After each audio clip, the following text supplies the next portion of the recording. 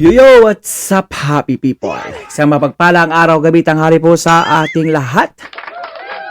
For today's video mga kuis, mga gayas, gusto nyo ba ng real talk sa kabila na ng kanilang mga real joke at ka-fake newsan?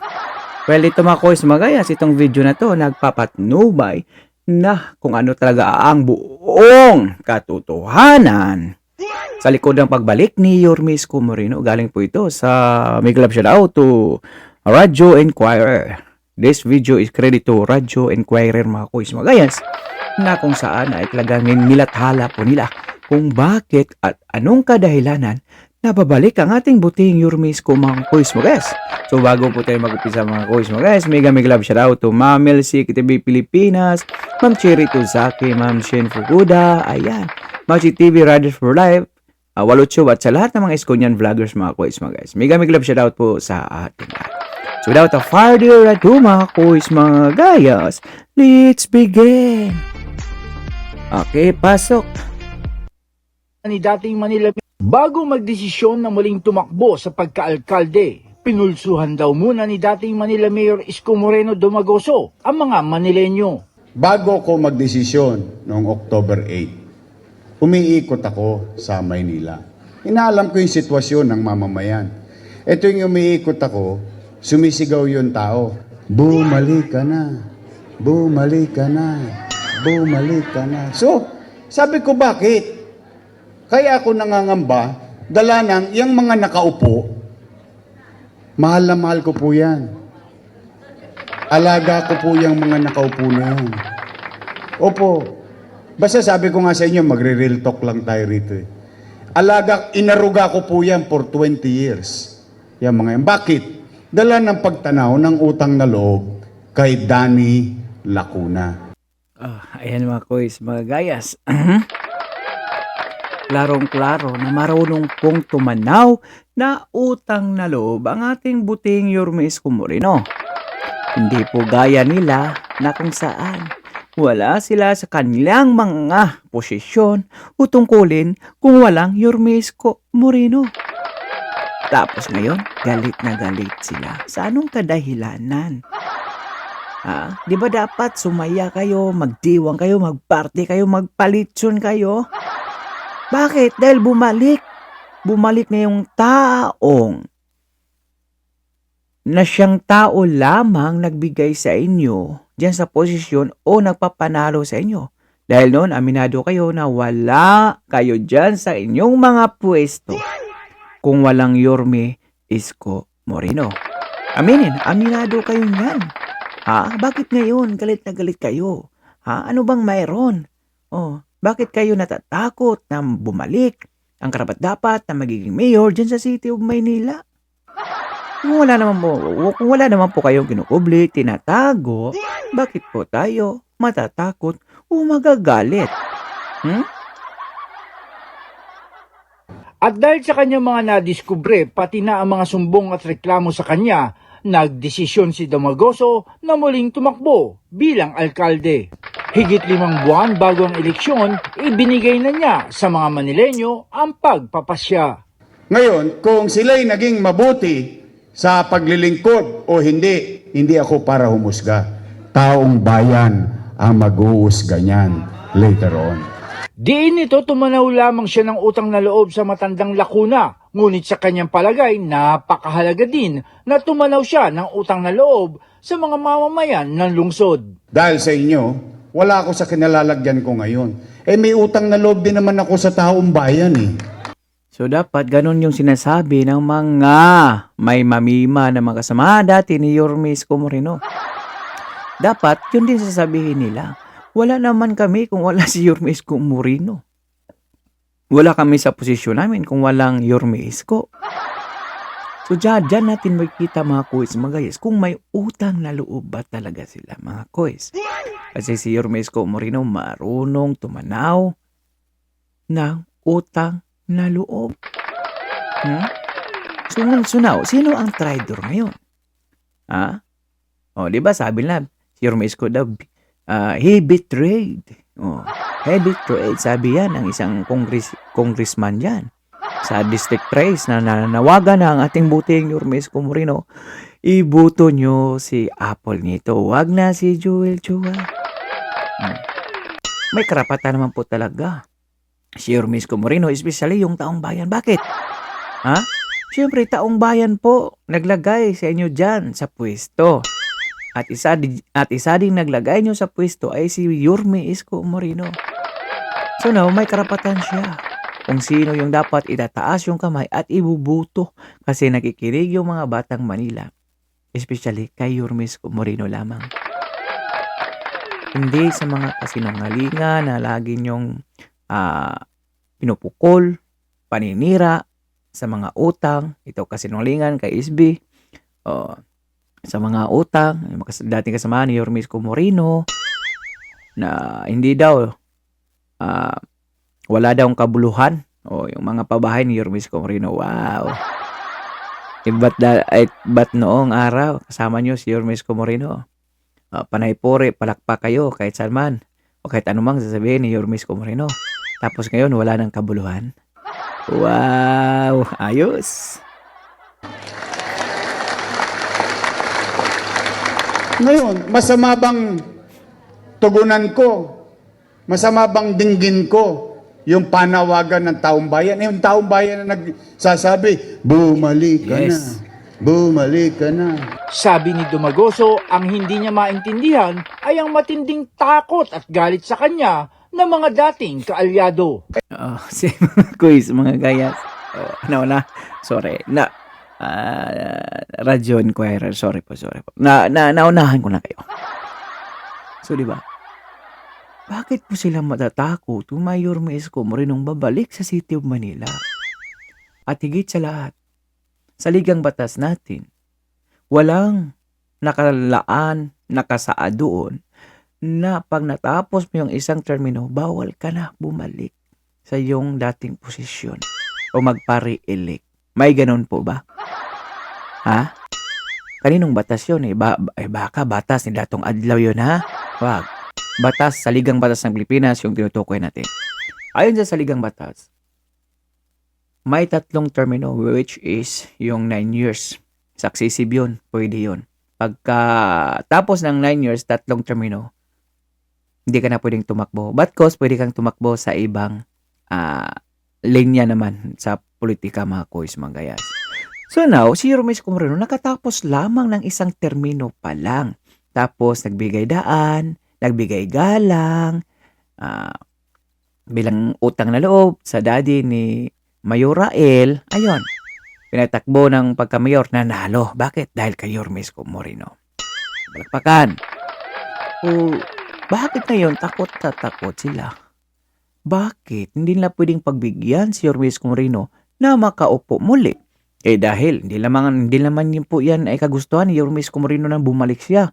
But cause kagustuhan ng taong bayan. So ano pong dapat ikatatakot nila o ikagagalit kung may buting Yorme Isko Moreno na babalik din sa City of Manila? Ha? Paki-analyze lang po, mga kababayan ko. Bakit po tayo magagalit kung may Yorme Isko Moreno na babalik sa City of Manila? Na alam naman natin na napaka-significant, makabuluhan, pakapakinabang yung mga ginawa ni Yorme Isko Moreno. Nakinabang yung mga batang Manila, mga kuis, mga kayas. Hanggang ngayon. Ano yon? Ano yung mga bagay na yon? Manila Zoo, mga kuis, mga kayas. Paaralan, kondo, ospital. Nakabenepisyo ang mga Manilinyo, mga kuis, mga gayas. Bakit naman sila magagalit? Ayaw ba nila nang may pagbabago dyan sa City of Manila, mga kuis? Gusto ba nila na bumalik na naman sa kalugyutan yung City of Manila? Kasi yan po napapansin ng mga media, ng mga tao dyan sa City of Manila. Patanggapin nila kung babalik ang ating buting Yorme Isko Moreno dahil siya ang paborito ng mga Manilinyo. Napaka-paborito. Bakit? Ngayon nga pa lang, gusto na nga nilang maging mayor na si Yorme Isko Moreno. Well, talagang antayin po natin, formalidad lang po talaga dahil panalo na Kahit na mag-tally survey ka pa dyan, mag-man to man, actual survey sa mga Manileño, ay talagang wala po silang laban kay Yorme Isko Moreno. Ba't sila nagagalit sa akin ngayon? Ba't sila parang dati kapuri-puri ako? Nasa nangka ko yan, nasa wakalag ko, nasa kodli ko, araw-araw, palakpak ng palakpak. Bakit ngayon parang ako na pinakamasama sa kanila? Ang akala ko, ewan ko kung ito rin po ang akala nyo, mga taga Intramuros, mga taga Porteria, hindi ko alam kung ito rin ang akala ninyo, ha? Ang akala natin lahat, kung ano yung nagawa natin, na umpisahan natin, itutuloy na lang nila. Yung bang akala nyo din? Oo naman, yun talagang akala namin, Yorme Isko Moreno. Kasi nangangako po si Mayor Rael nung 2022 eleksyon. Anong sabi niya? Pangako. Pagpatuloy niya ang lahat ng nagawa ni Yorme Isko Moreno. Pero wala pala. Opposite pala sa mga pangako na iyon. Dahil nga mismo yung mga allowances sa mga seniors ay delay. Di ba? Yung allowances mga estudyante, delay. Yung pakik, yung insure na gatas sa mga seniors, wala na talaga. Hindi na delay, wala na talaga. Yung pabahay na imbis na hindi iparentoon, ginawang parentoon. Sino hindi magagalit ang mga batang Maynila niyan? Sige nga, isipin nyo na mga kuis, mga guys. Kung tama po bang pangako nila, nasunod po ba yung mga pangako nila kay Yorme Isko Moreno? Pangakong napako lang pala yun, hanggang salita lang pala mga kuis. Ayun din ang akala ko tama yung mga matatanda Marami namamatay sa maling akala Hindi naiwasan ni Dumagoso na banggitin ng ilan sa mga nasimulan niyang programa na sa halip na pagbutihin ay napasama pa. Kabilang na dito ang pagbibigay ng ayuda sa senior citizens na sabi niya na noon ay bigay todo ang pagbibigay pero ngayon ay tila napapagdamutan pa ang mga nakakatandang populasyon. You're trying to make your people feel, especially our elders, no, na kayo ay mahalaga. May malasakit sa inyo ang gobyerno. Kakakarampot, pinahihirapan mo pa. Pa 500, babago-bago, itutuloy na lang nila Nandoon naman sila nung ginawa ko yun.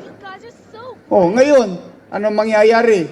Siyempre, araw-araw, nangangamba yung utaw. Nagkulang na rin, sabi pa ni Dumagoso, ang mga gamot at naging malaking negatibong isyu ang serbisyo sa mga pampublikong pagamutan ng pamahalang lungsod. Masyado naman kayo naapi, lahat lang ng binigay ko, pabawas na pabawas, pawala na pawala, pahirap ng pahirap. Inangal na rin ng Manileño ang pagdumi ng kanilang lungsod at pagtaas ng crime rate, dalawang bagay na tinutukan ng administrasyong Dumagoso. Hindi niyo ba napapansin parang dumudugyot ulit yung Maynila? Talaga? Talaga? Nararamdaman niyo ulit parang si Eddie at si Patty nagbabalikan? Kilala niyo si Eddie? Eddie sila. Si Patty. Pati kasama ni Eddie. Hindi, ang dami ulit siga sa kalsada. Balagbag dito, balagbag doon, basura dito. Parang wala na ulit gobyerno. Tama yung sinabi ng matanda rito kanina Nagdidilim na naman ng Maynila Sasaglit lang ako na wala. Ayun, number 1 na tayo sa crime rate.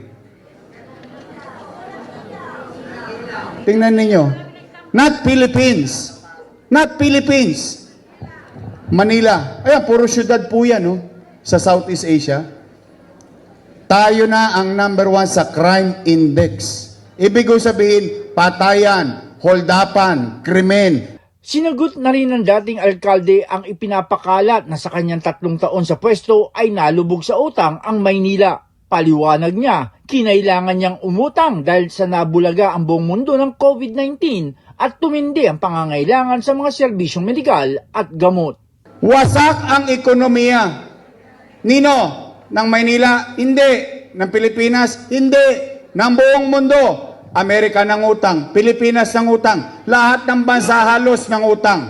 Walang ekonomiya, walang hanap buhay, walang trabaho, walang trabaho, walang picha, walang chicha. Na ang Maynila lang nakapagtatag ng COVID-filled hospital worth 300 million dyan sa Luneta.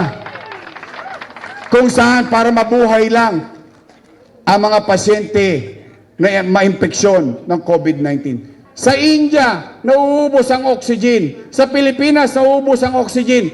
Maynila, bude-budegang tangke ng oxygen meron ang lungsod. Saan ka nakakita? Lokal na pamahalang Maynila lang, may remdesivir, tocilizumab, molnupiravir, mamahaling gamot.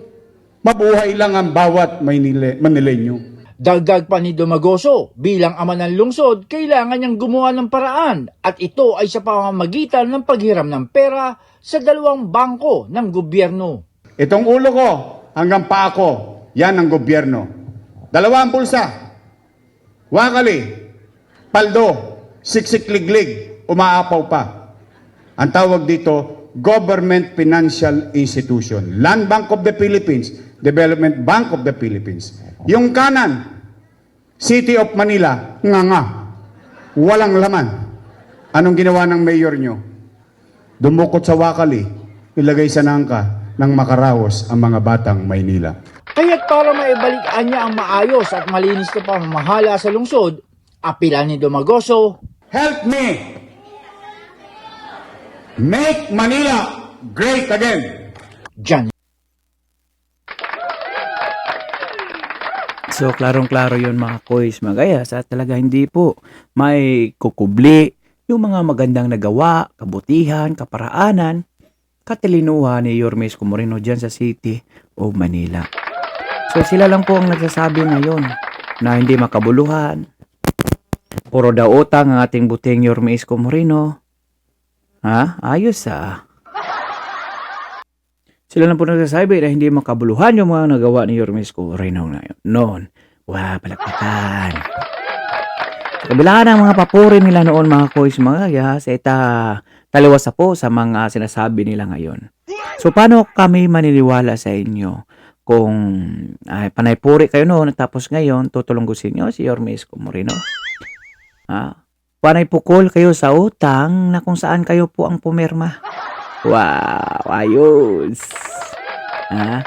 Bakit noong first term pa ninyo, unang taon ng yung termino, pangalawang taon, ba't hindi nyo yan ginukol kay Yorme Isko Moreno? Bakit ngayon lang na eleksyon? Wow, halatado sila. Ito naman, pabila-bila sa likod ko, kita nyo, ang laki ng bunganga. Lahat ng mga magandang nagawa ni Yorme Isko Moreno, para sa kanya, mali po lahat iyon. Mali sa kanya yun. Bakit? Eleksyon nga naman. Gagawin ng lahat, paninira, para ma-impress yung taong bayan. Pero bakit hindi umaangat yung kanyang mga survey kahit sa survey agencies? Bakit hindi tumataas? Alam na this.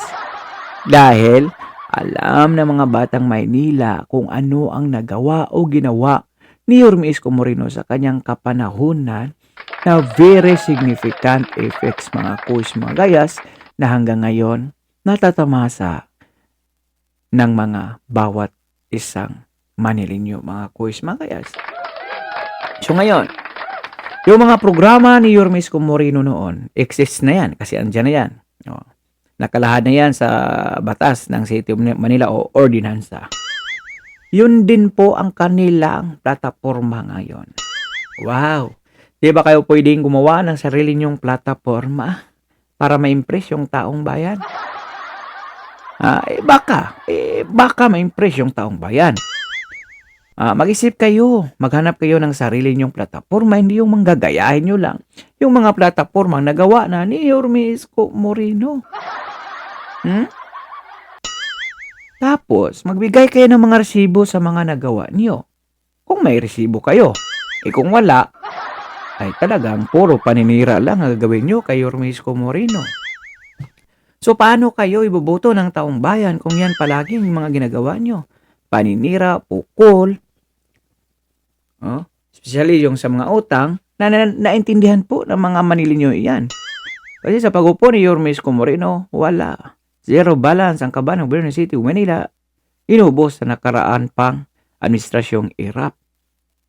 So, na-timing din na dumating yung pandemya. So, anong gusto nyo? Magugutom? Mamamatay yung mga batang Manila? Depende yon kung ang mayor nyo pabaya. Nagpasalamat lang nga kami, tayo, na ang mayor sa City of Manila sa panahon ng pandemya ay si Yorme Moreno. Di na natutulog. Laging nagsusurvey para sa kapakanan ng mga bawat batang Maynila para sa safety. So ngayon, ayun, sabi ni Yorme Moreno, number 1 naman tayo sa crime rate, hindi lang sa Pilipinas, but ko sa buong mundo. Wow, bakit? O nagpabaya? O bakit? O nagpabaya yung mayor? Tulog ba palagi? Alam niyo naman, pag panahon ng eleksyon ay talagang parang mga kabuti lang ito, lumalabas na sa tao, bumababa sa taong bayan. Kaya nga, napaghalataan po sila. Kaya nga, palagi po silang lagapak sa survey. Kasi, ramdam ng tao, nagpaparamdam lamang sila, namibigay ng ayuda, pera, bigas, spam. Ano pa yung mga pamimigay dyan sa mga kongreso, napaghalataan bakit ngayon lang? O saan kayo nung pandemya? Kung andyan sana kayo, sana hindi na umutang si Yorme Moreno. Kasi andyan pala kayo, namimigay araw-araw. ng ayuda, spam, bigas. O bakit ngayon lang namimigay? Wala nang pandemya, open na. Walang lockdown. O ba't nyo na naisip tong lockdown? Takot kayo, nagtatago kayo dahil sa COVID. Ibahan nyo ang aming buteng Yorme Moreno. Lagi ikot yan kahit may COVID. Nagtatrabaho yan. Yan ang leader, mga kuys, mga gayas. Hindi mo kayang tibagin ng kahit anong sakit man yan o yung pananakot. Wala. Yan isang leader na talagang tunay at totoo at bilis kilos. Hindi yung biglang kilos lamang. Hindi yung biglang kilos. Biglang kilos ka lang dahil eleksyon na. Sa pandemya pa lang, wala. Yari na kayo. Di kayo nakikita Kasi yung mga ginagawa nyo ngayon, dapat yan sa mga trahedya, bagyo, sunog, ayan, lindol, pandemya. Yan dapat ang timing. Tamang panahon para mamigay kayo ng ayuda. Pero ngayon, dahil ba eleksyon, ngayon, nagdadala kayo. Kayo na mismo, pumupunta sa mga barangay para pamigay ng mga ayuda na yan. Wow! Ayos! Talagang hindi kayo bubuto ng taong bayan at hindi talaga kayo mananalo dyan sa City of Manila dahil hindi nyo kayang tapatan ang aming butihing Yorme Moreno. Kasi subok na Kitang-kita nila kung paano magtrabaho ang aming butihing Yorme Moreno. Okay? Umabot po kayo sa dulo ng ating video. May karapatan po kayo mag-like, share, and subscribe. At maraming salamat po sa hindi nag-click, nag-escape sa ating ads. Malaking tulong po yan mga kuys magayas. Ayan, pakiclick din ang notification bell para updated po kayo sa lahat ng mga videos na i-upload natin mga kuys. May club shout out to Ma'am Melissa, TV Pilipinas, Ma'am Cherry Tosaki, Ma'am Jen Fukuda, Riders for Life, ayan, Walutube, at kay Kuya Machi TV mga kuys magayas at Yorme Best. Pakisuporta po sa lahat-lahat. Okay, so for now, I'm God Manila. God first, God bless all. Peace. Bye-bye.